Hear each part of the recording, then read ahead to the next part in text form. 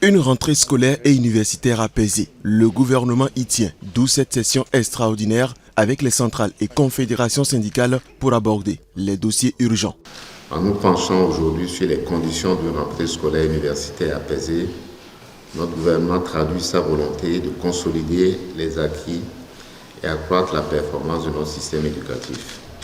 Permettez-moi de rappeler que d'importantes réformes ont été engagées ces dernières années par le gouvernement avec le concours de tous ici présents.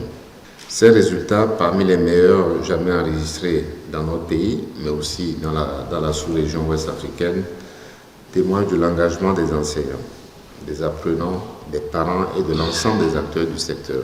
Et pour maintenir cette dynamique positive, le gouvernement reconnaît pleinement les défis à surmonter. Il reste engagé à trouver des solutions durables.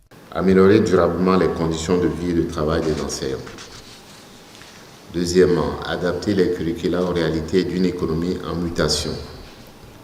Troisièmement, assurer une meilleure répartition des infrastructures éducatives. Quatrièmement, intégrer pleinement les technologies numériques dans les pratiques pédagogiques. Et enfin, réduire les inégalités d'accès, notamment pour les filles et les enfants des zones défavorisées. Dans ce contexte, nous l'avons démontré, le dialogue social reste le socle de notre gouvernance éducative. Les représentants syndicaux ont saisi l'occasion pour exprimer leurs préoccupations majeures, appelant l'État à y accorder une attention particulière. Des citoyens béninois ont pris part au concours d'entrée dans l'école de formation médico-sociale de Parakou. Ils ont été boursiers de l'État béninois.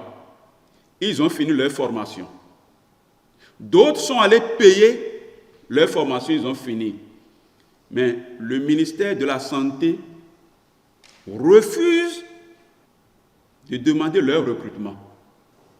Monsieur le Président, nous pensons que c'est autant de problèmes qui méritent d'être